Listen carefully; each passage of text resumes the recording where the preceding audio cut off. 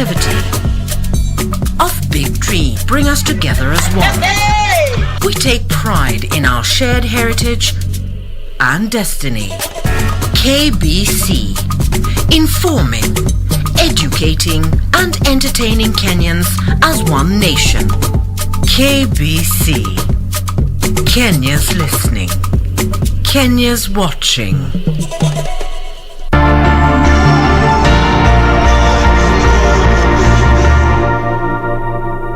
My name is Mohamud Ahmed Mohamud, the CEO of Kenya Deposit Insurance Corporation, the successor of DPF, that's Deposit Protection Fund Board, which was established in 1986 following massive bank failures at that time that the government thought it prudent to start a deposit insurance to protect the interest of the depositors.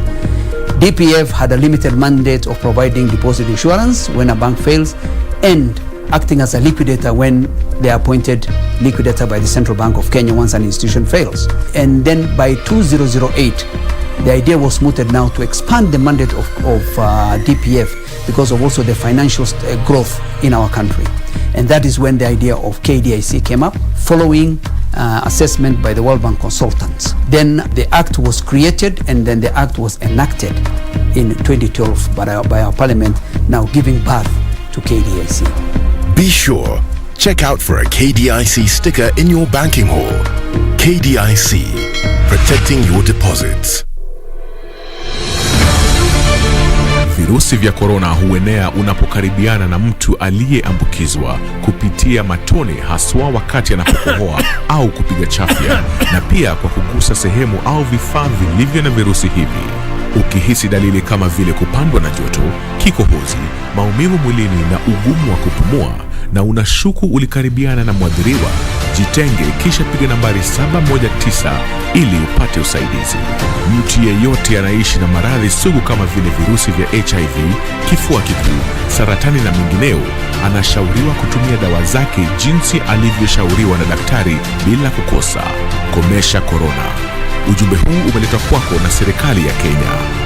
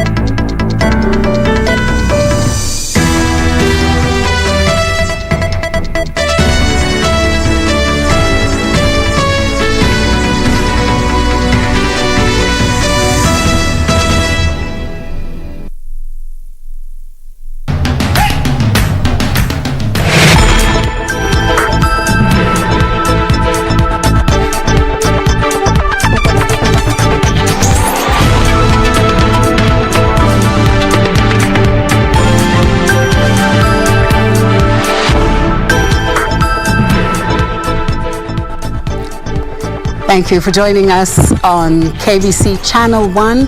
This is the most comprehensive news coverage channel. And you are watching this Saturday's Legends edition. My name is Catherine Kasavuli.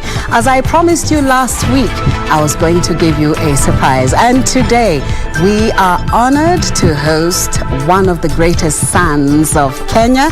And this is a man of valor. This is none other than Ambassador Francis Muthaura. So please don't go away and don't touch that dial. But we take the highlights.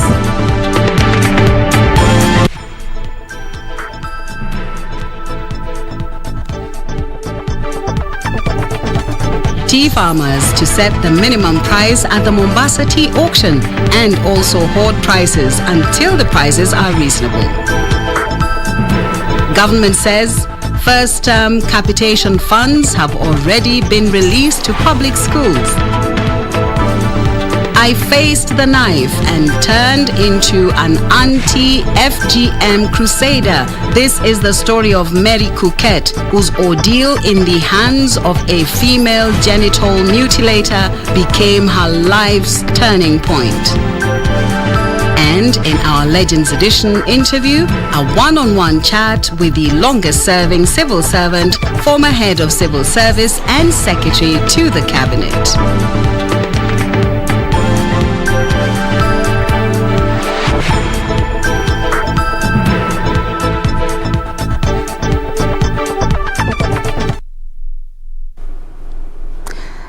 Thank you for joining us once again. My name is Catherine Kasavuli, and this is the Legends News Edition. Thank you so much for keeping your dial here on KBC Channel 1. Our sign language interpreter is Byron Abuli. And of course, you can follow us on our Twitter handle at KBC Channel 1. And on to our main news tonight. Tea farmers are set to benefit from new directives given by the Ministry of Agriculture that will see tea farmers set the minimum price at the Mombasa tea auction beginning Monday. Cabinet Secretary for Agriculture Peter Munya has also directed farmers to hold their tea at available government silos until tea prices are high. In a move to ensure that farmers' earnings commensurate the cost of production and quality of tea, the government now says that the smallholder tea producers will have the final say at the Mombasa tea auction. In other words, we are simply saying from Monday, they will be operating at the auction and even in direct sales, a minimum price below which tea from Kenya will not be sold. Agriculture Cabinet Secretary Peter Munya saying the decline in average prices at tea auction from $2.3 in 2019 to $1.8 in 2021 is worrying, with the cost of production currently standing at $1.7. It is $1.70. Therefore, not sustainable, as farmers are now operating at a loss.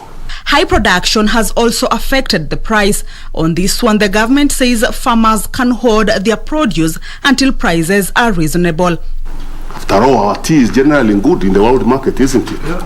Yeah, our tea is good. It is used for blending other cheaper, poorer quality teas. So we should be selling at a premium. So we are singling the market and telling them not anymore. We will be keeping this very, very, very valuable product and sell it when the price is good. Because the farmer must also make a margin from his tea. Kamche Menzam for the Legends Edition. Education Cabinet Secretary Professor George Magoha now says that capitation funds for the first term are already in public schools. Professor Magoha at the same time has instructed school heads not to send away needy students for lack of school fees when schools resume for the new term later this month.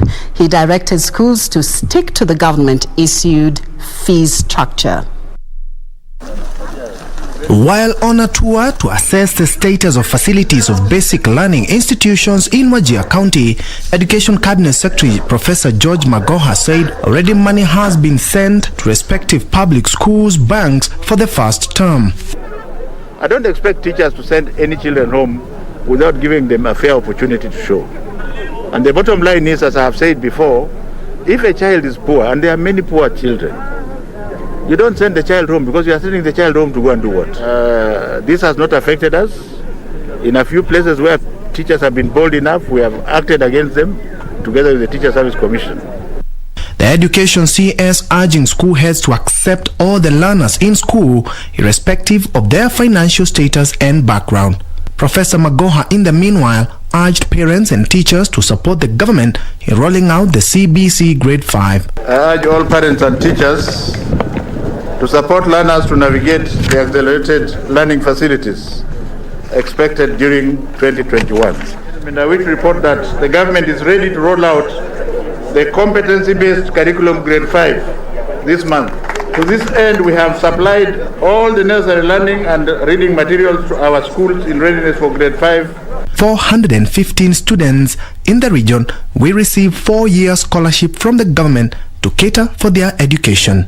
Ben Troinjue, Legends Edition.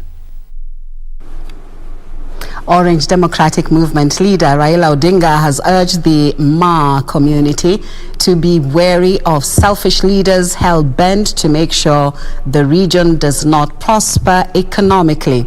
Raila insisting that the historical injustices which the community has faced for decades will be resolved through the Building Bridges initiative, which was creating 6 more constituencies in the region.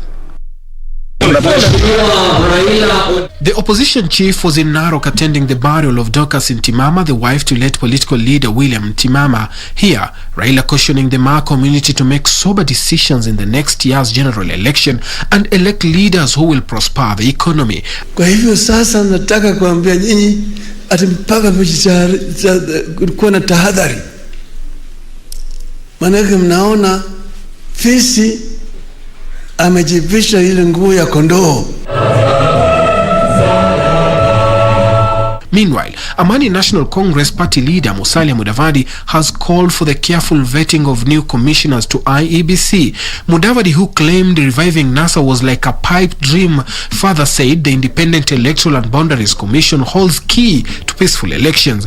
Mukifunga tu macho kidogo hivi, mkora ataingia kwa sehemu ambayo ni ya muhimu sana kwa taifa letu.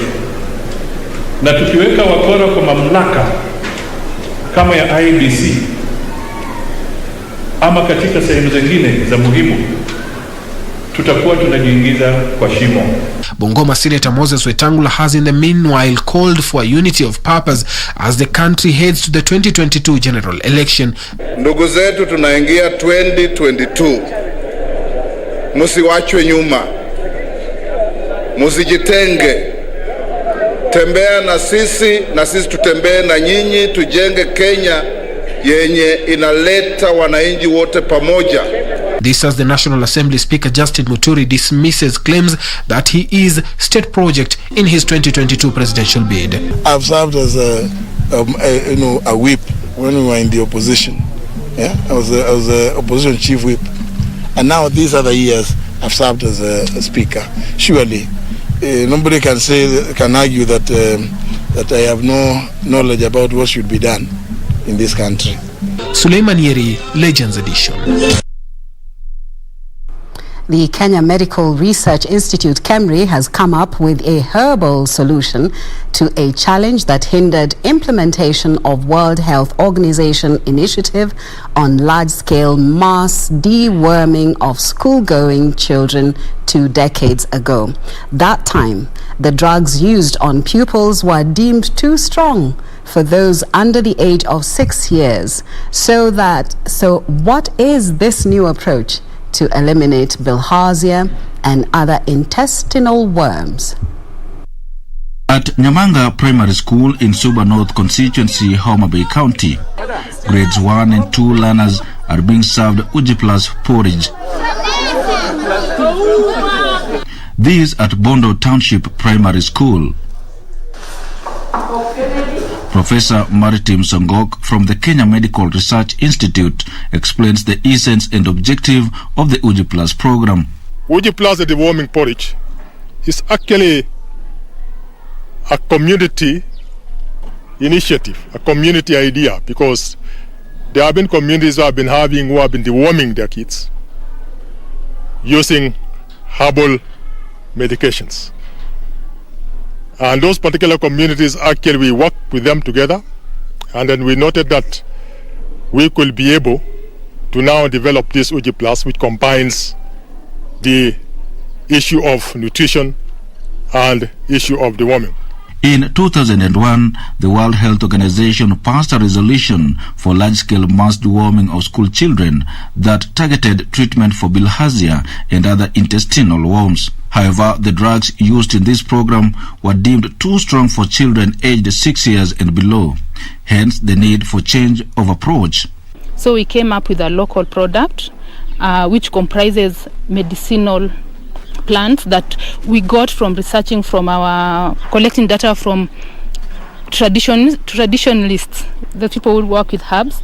So we've combined these herbs together with fortifications, and we have also compounds of nutrition, and this together, put together, we call it Uji Plus, and this is what we are giving to our children as a snack. The Uji Plus program has been piloted in 3 counties now. These include Nandi, Kirinyaga and Homa Bay, with positive results that KEMRI says is an indication of a promising future for the target generation. Before the program began, we had 104 learners in grade 1 and grade 2. At present, we have 128. in grade 1 and 2 combined. That means a number have left other schools to join us because of this program.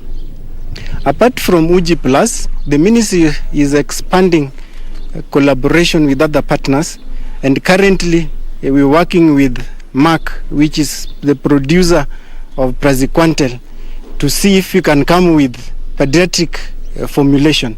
So that is also under clinical trial, and it's taking place in Homa Bay, in Migori, and also in Siaya. Being a novel program, the issue of sustainability may come into question, but Professor Songok says the ingredients used in the preparation of the porridge are locally produced. The other types of also the drugs that we have, the chemotherapy, just there's a particular possibility of them developing resistance as we move along.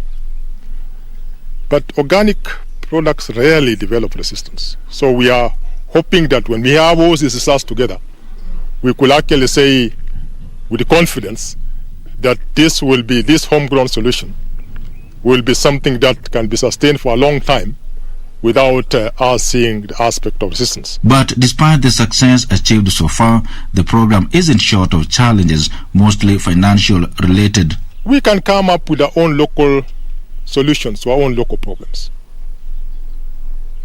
We can. The only problems or the only challenges we do have as scientists is that we really need to be well remunerated. The incentives to the biggest guys that actually does innovations is scientists and engineers in this country to not get the right incentives to be able to roll out innovations. Even as the government seeks to upscale the UG Plus program as part of the efforts to combat waterborne illnesses such as bilharzia, members of the public, especially those around the lake region, are challenged to keep the environment clean for the benefit of the society. My name is Wycliffe Okech, and this is KBC. Well, deworming is an excellent exercise, especially for a healthy childhood. Well, we are going to take a break, and please do remember that you can follow us on the Twitter handle at KBC, at This is KBC Channel 1. I'm Catherine Kasavuli. Enjoy the rest of your viewing of the Legends edition.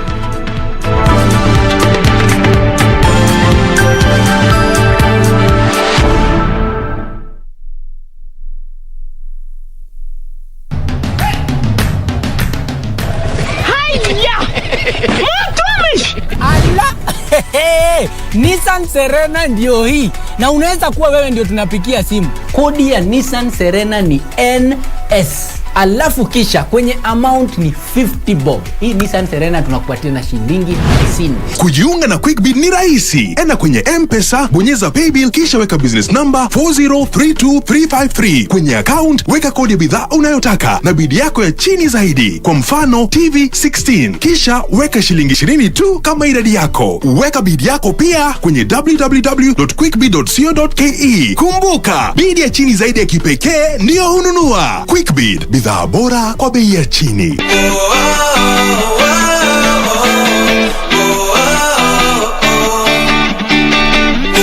It involves money, lust, love, romance in a foreign country, and witchcraft. Nilikuwa zile za, you know what, let's see how this goes. Hopefully it will end up well. But unfortunately it was not so. Nikafeel sasa nitaanzia tena wapi? How do I go back home? What do I tell these people wenye niko na pesa zao? The other thing, my passport is missing. It was right there. It was a very difficult.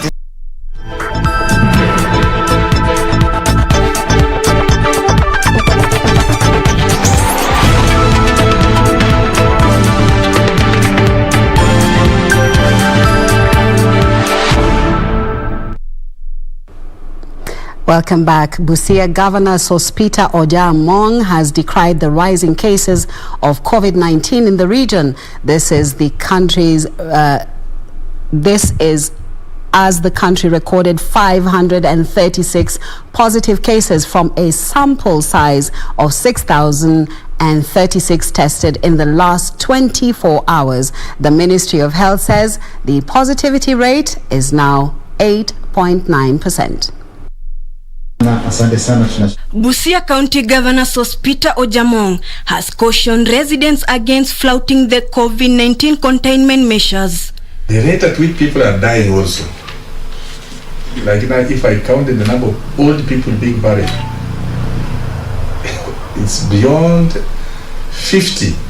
He was speaking during distribution of personal protective equipments donated by Equity Bank in Nangina Mission and Alupe Sub-County Hospitals.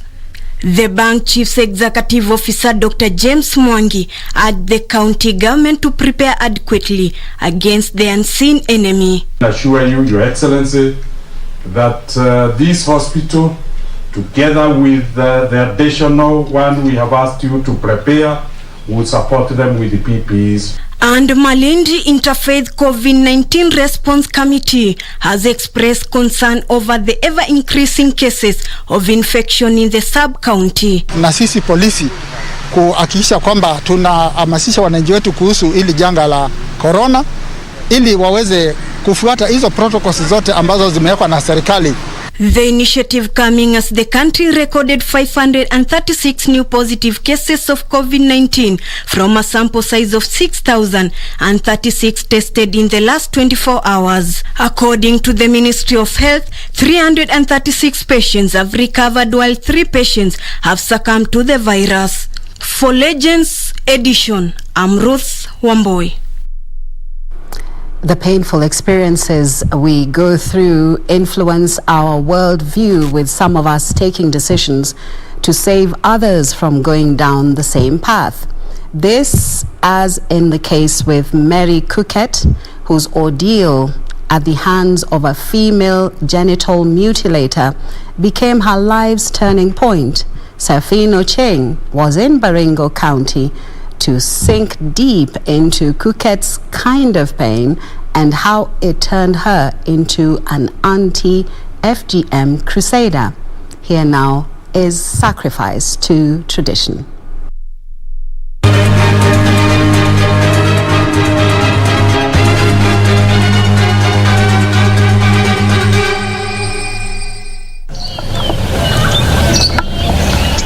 I have woken up to this beautiful sunrise in the quiet Tangul Bay village at the heart of Tiati constituency in Baringo County. A sight to behold, a sight that could perhaps obscure the pain and agony that women and girls in this Pokot community have experienced under the sharp blade of female genital mutilators. I am here to sink deep in that pain through the experience of Mary Kuket, who even in her late 40s is quick to tell me how my mission here has taken her back to the day she was, as she puts it, sacrificed to tradition. In the society, you will not be married off if you will not be circumcised. Funny thing, and very bad one, that we were undressed in front of people and we were forced to be cut. Then out of shock, we shed a lot of blood, but because they were not supposed to take us to the hospital, so they were just using some herbs, but it was really painful. In fact, I remember I come to my sense after 5 hours. Female genital mutilation, a procedure involving a partial or total removal of the female genitalia, thinly veiled as a cultural requirement for girls to transition into womanhood, a cut that has cut the dreams of more than 200 million girls globally short. I never realized my dreams because I wanted to be a nurse. But now it was cut short. Mary's destiny may have been crooked, but her intimate scar gave her a voice for the voiceless, partnering with local schools like Tangul Bay Primary School to offer a safe haven for hundreds of young girls.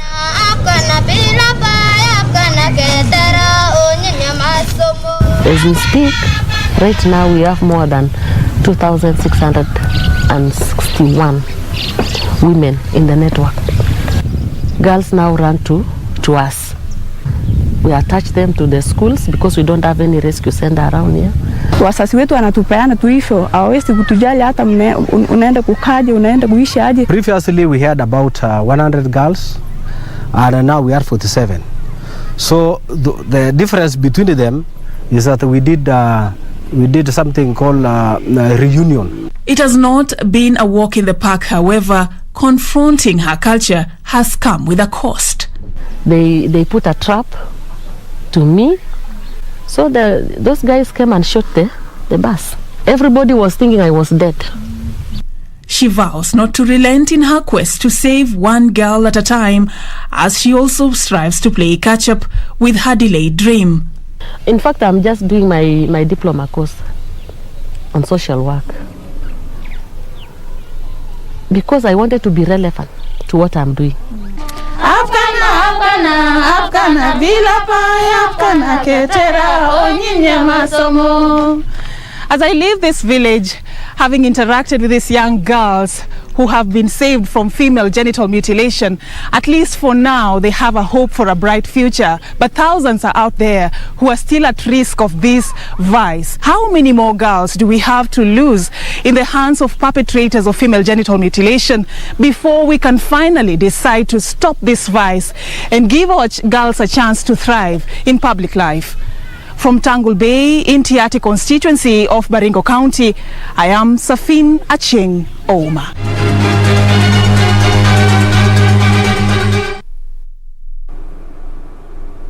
Thank you, Safin Acheng, with that story. And we take a small break right now. We'll be back soon.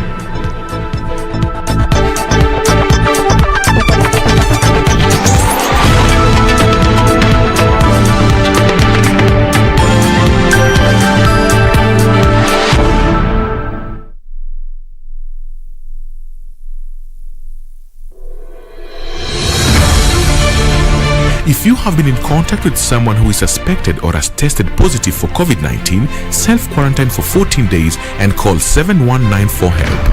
Self-quarantine restricts movement and the spread of the disease and protects your family, friends and community from being infected. During self-quarantine, you are advised to stay in a separate room, disinfect surfaces and clothing with appropriate disinfectant, avoid sharing household items, including utensils, towels and beddings, do not receive visitors, wear an appropriate face mask if you must be around other people. COVID-19 is preventable. Protect yourself, family and the community. This message has been brought to you by the Government of Kenya and its partners. This is where it all began.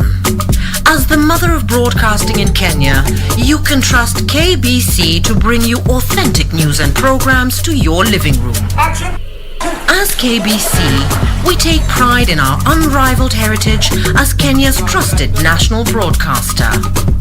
Commanding over 92% digital television signal coverage of our country, 23 radio services that cut across our entire language spectrum, a national, regional and international digital presence backed by the most experienced and top-notch broadcast professionals in the industry. A very good evening to you. The new look Kenya Broadcasting Corporation is truly ahead of the pack. Turn to the mother of broadcasting in Kenya for stories that resonate with our identity, our aspirations as a people united in purpose. Real stories of hard work, of passion, of creativity, of big dreams. Stories that cement our nationhood. Stories that bring us together as one. We take pride in our shared heritage and destiny. KBC, informing, educating and entertaining Kenyans as one nation. KBC, Kenya's listening, Kenya's watching.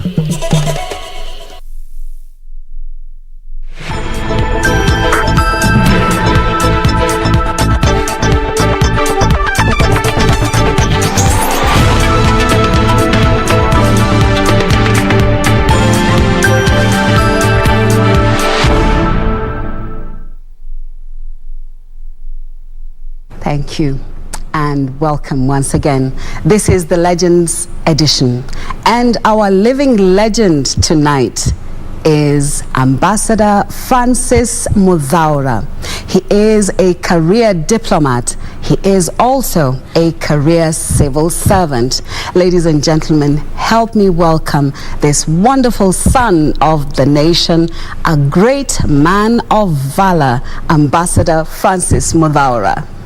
Yeah, thank you, Catherine, for those bit flattering words. But I really appreciate it. Thank you very much. You're most welcome. You deserve all the accolades we can give you. You've been giving people, commendations and things like that. But it's time for you also to receive some, some ululation and accolades. Thank you.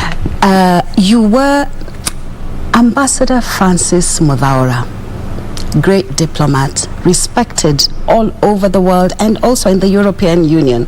Let's first start at home. You were the first Secretary General to the East African Community. Yes. Please walk us through that. Well, I was appointed, first of all, as an first executive secretary of the East African Community. And it's after we formulated the treaty. Yes. After the completion and the adoption of the treaty, that my status changed to one of Secretary General of the East African Community. Okay. Yes, and I was there for a 5-year fixed contract. Yes. And I got that appointed by the 3 heads of state, Ambassador, His Excellency President Mkapa of Tanzania. Yes. His Excellency President Museveni of Uganda, and His Excellency President Moi of Kenya. He's the one who proposed to me. Wonderful. I was his ambassador to the United Nations. Wow. And that's where I was called from to come and head the East African Community. Okay. You remember there was a bit of an issue there. Yes. Because the first appointee was Professor Mbidi, who was the head of public service. Yes. But he declined taking over the job. And then I was invited. I took it with a lot of excitement. Wonderful. Because I thought it was an extremely important responsibility. Yes. To restart the East African Community. Yes. After it had died for about 20 years. Yes, 1977. That's 77. When it's, that's when. And the appointment was 1996. It was 20 years, literally. Yes. That's wonderful. Yes. Now, of the things that you proposed while Secretary General of East African Community, can you say you have achieved some milestones? Well, I think it's a lot that has been achieved. What you should recall is in 1996, Kenya border with Tanzania and just been reopened. Yes. Our border with Tanzania was closed for 20 years after the collapse of the first East African Community. Yes. So we had no trade between us and Tanzania. Yes. And now there is a big trade. Yes. Both ways. It is true. Between Kenya and Tanzania. That's a major achievement. It is. Also, our trade with Uganda was just minimal. Because Uganda had been under the regime of the former, dictator Idi Amin. Idi Amin for so the economy of Uganda literally had collapsed. Yes. President Museveni had started reviving it, but the trade really was very limited. Yes. Our biggest trade partner in East Africa was Rwanda. But then it also was destroyed by the genocide. So the East African situation was very bad. Yes.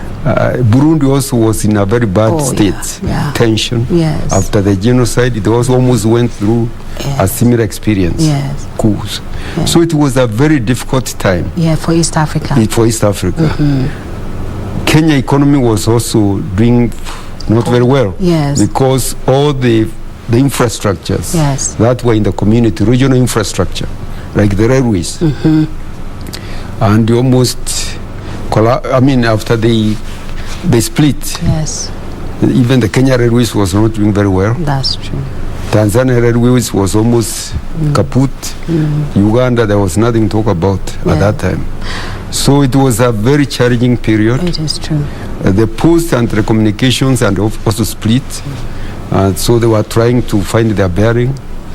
And so it was a very difficult period. Yes. And at that time, around 96, you remember there was a lot of the new democratization of Africa. Yes. So a lot of African countries were unstable. Yes.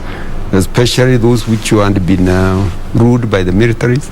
Most of African countries were under the military rule. It is true. Except just a few. Yes.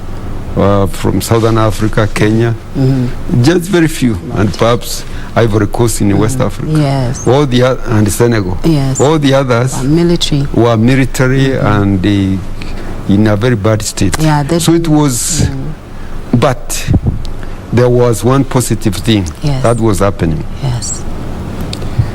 The European community was really expanding. Yes.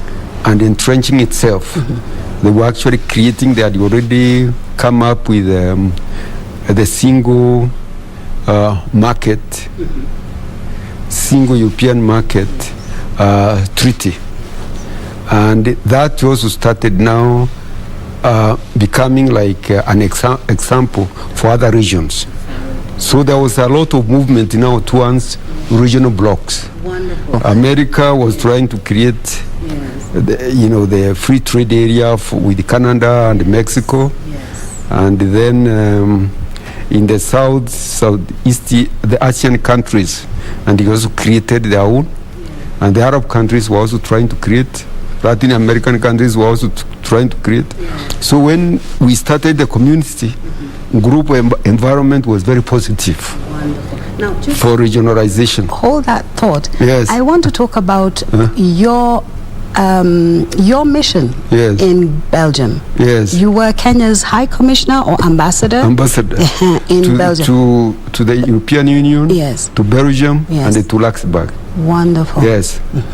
So your involvement with the European Union. Yes. Did that have any bearing on your being appointed East African Secretary General? Because of I had served a total of 10 years. Yes. In Brussels. Yes. First of all as a first secretary, yes. And then another 5 years as an ambassador.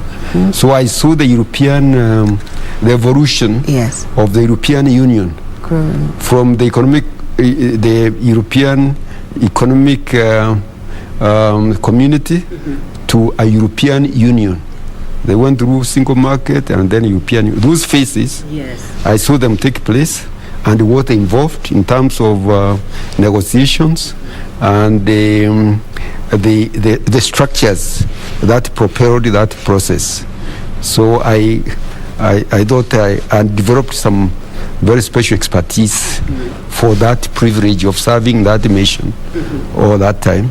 And then at the same time, we were also accredited to the ACP group of countries. ACP is the African, Caribbean, and the Pacific group of countries who are based in Brussels, and an agreement, what we are calling Georgetown Agreement, that brought these countries into partnership, into cooperation agreement with the European community. We were involved in LAPSET. This is, affecting Ethiopia and our trade with them, our relationship with them. Yes. Can you just, LAPSET was one of the key infrastructure projects which was to be implemented under the Vision 2030.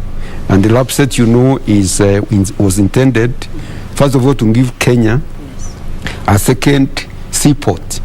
Because when you have one seaport, you are vulnerable. Yes. If anything happening, you are in trouble. So we needed to have a second seaport. Even if there is war, they go to bomb the port, or they blow the roads connecting, the port and the hinterland. So if you have only one port, you have a problem. Then that's how we came up with the Lamu port as a second alternative port.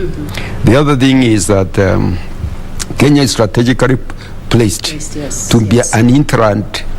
I mean, a country, a transit country for the goods moving into the Central Africa, part of the country, the landlocked. So we thought that port would now be able to lessen pressure on Mombasa port, so that we have two competing ports. And then, since it's in the north, it would open northern part of the country. As the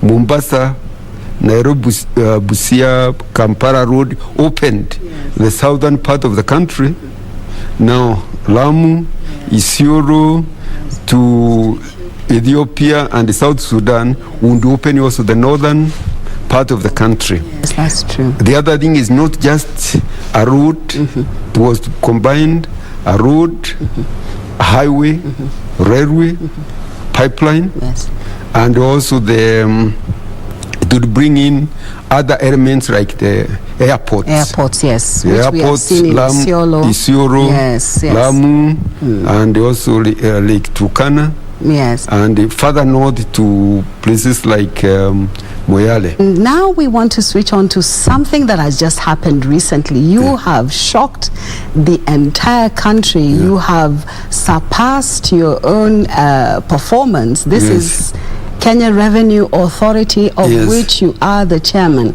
Under your stewardship, we have seen tremendous growth. How did you achieve this?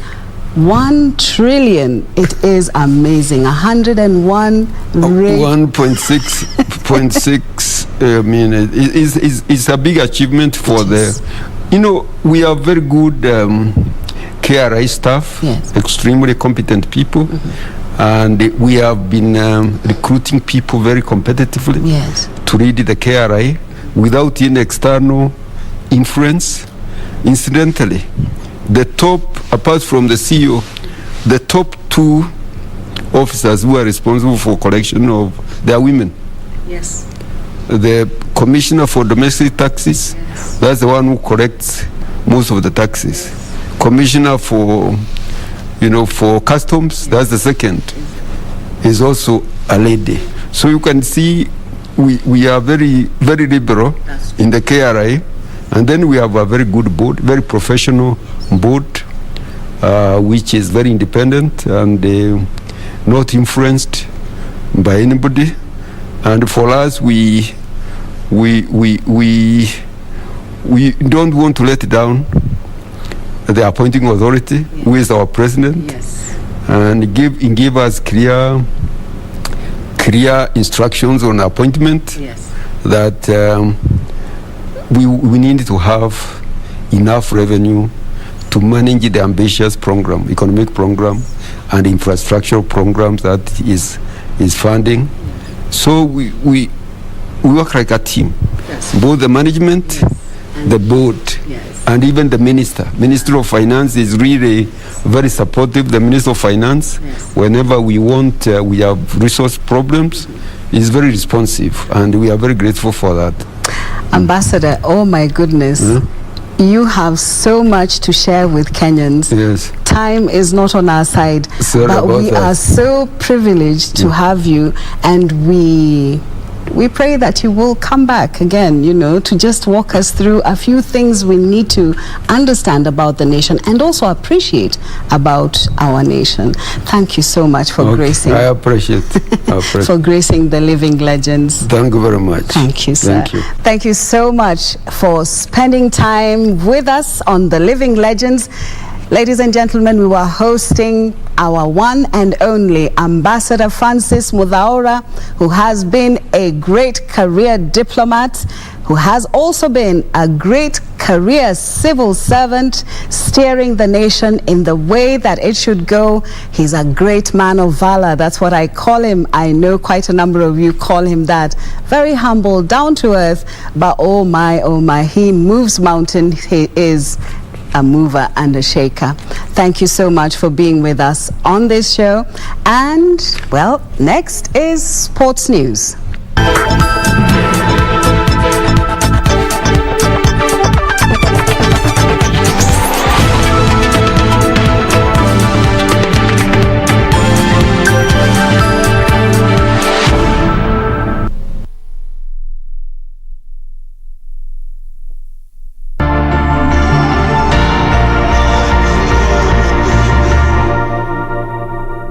My name is Mohamud Ahmed Mohamud, the CEO of Kenya Deposit Insurance Corporation, the successor of DPF, that's Deposit Protection Fund Board, which was established in 1986 following massive bank failures at that time that the government thought it prudent to start a deposit insurance to protect the interest of the depositors.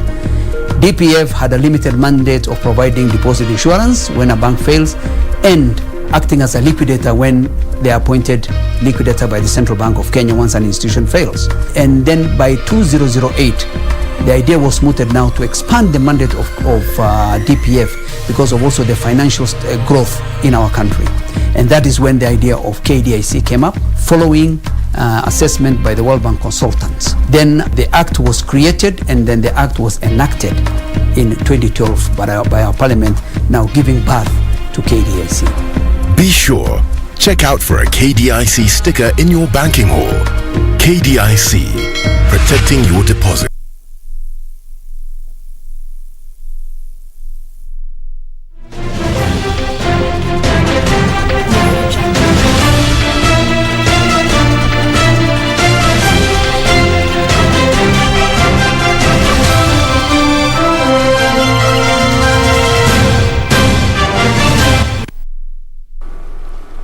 Well, thank you for joining us on our sports segment on the Legends edition. In a bid to bring gender parity in the management of sports federations in the country, Sports Cabinet Secretary Amina Mohammed constituted a 9-member ministerial committee on gender welfare in sports. The committee will be chaired by former 2-time marathon world champion Catherine Dereba. Amina made the decision after growing concerns over the treatment of women in sports.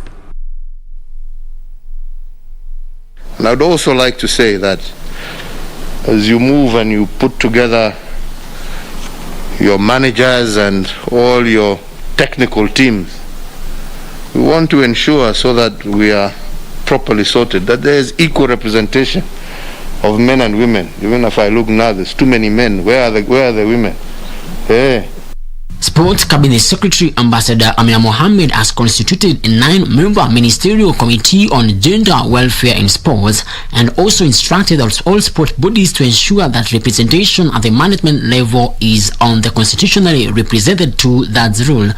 The committee will be chaired by former 2-time marathon world champion Catherine Dereba and deputized by Sports Registrar Rose Wasike.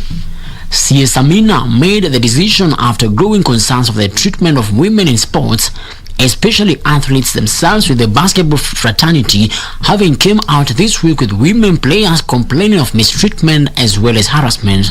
We must have that. We must have our athletes also having a good blend so that they are able to communicate and to deal with any issues that arise with our athletes. And I think that we need to encourage that and make sure we keep that balance, not just for the sportsmen and women. They have their different and varied sports, but our technical teams also. CS Amina also warned that federations which do not adhere to the new directive risk losing funding from the government, and teams will not be allowed to compete in any tournament, whether locally or internationally. At the same time, the CS has warned that anyone implicated in any verified case of harassment should be excluded from the respective federation and team affairs with immediate effect, and the report by the concerned federation to be availed to our office. Frederick Mwoki for Channel 1 Sports. Patela Omolo netted a brace as Kariobangi Sharks thrashed Posta Rangers 3-0 in a Kenyan Premier League match that was played today. Meanwhile, Kakamega Homeboys hammered Mathare United 4-2, while Ulinzi claimed a 2-0 win over Nairobi City Stars. Elsewhere, Kenya Police was held to a 1-1 draw by Nairobi Stima in a National Super League match.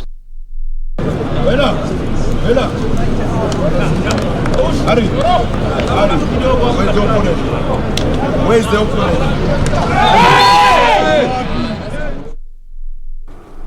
Raja Casablanca of Morocco and JS Kabylie of Algeria will meet tonight in the final of the CAF Confederations Cup in Benin.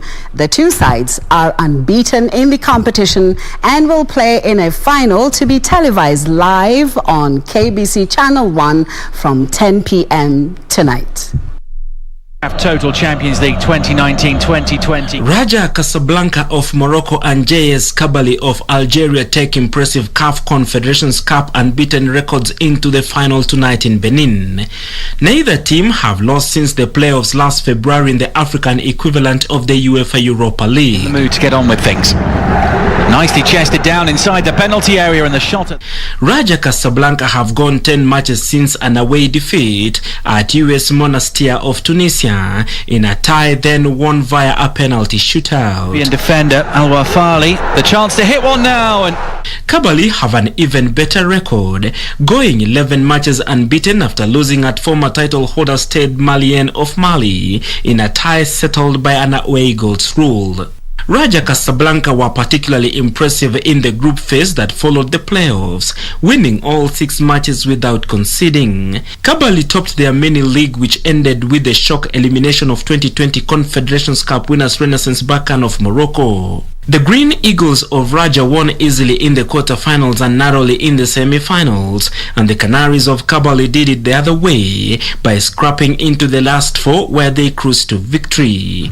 So the stage is set for a close final with Raja seeking an 8th CAF title and Kabylie a 7th.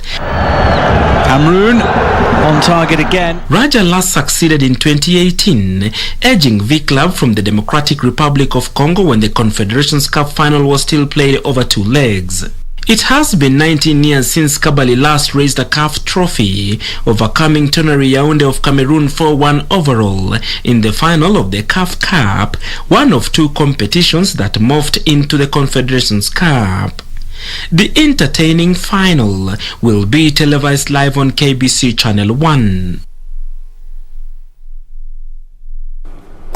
So please do remember, don't go anywhere, okay? 10 o'clock is right here, and soon after the Legend Edition, of course, we are taking you all the way to Benin, and we have already sampled some of the pictures. You can see them right now. The teams are raring to go. This is Kabylie and Raja Casablanca.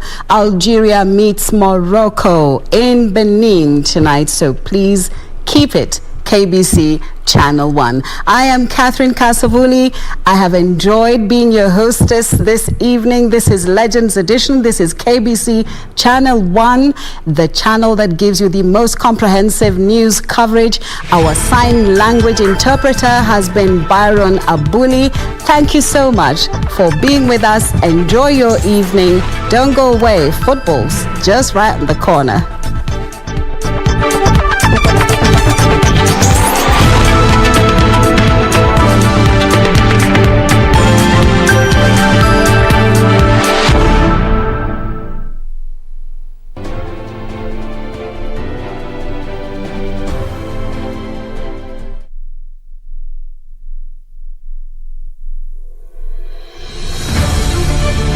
Virusi vya korona huenea unapokaribiana na mtu aliyeambukizwa kupitia matone, haswa wakati anapokohoa au kupiga chafya, na pia kwa kugusa sehemu au vifaa vilivyo na virusi hivi.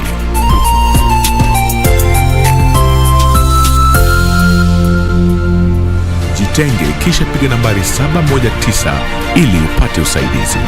Mtu yeyote anaishi na maradhi sugu kama vile virusi vya HIV, kifua kikuu, saratani na mengineo anashauriwa kutumia dawa zake jinsi alivyoshauriwa na daktari bila kukosa. Komesha korona. Ujumbe huu umeletwa kwako na serikali ya Kenya. This is where it all began. As the mother of broadcasting in Kenya, you can trust KBC to bring you authentic news and programs to your living room. As KBC, we take pride in our unrivaled heritage as Kenya's trusted national broadcaster. Commanding over 92% digital television signal coverage of our country,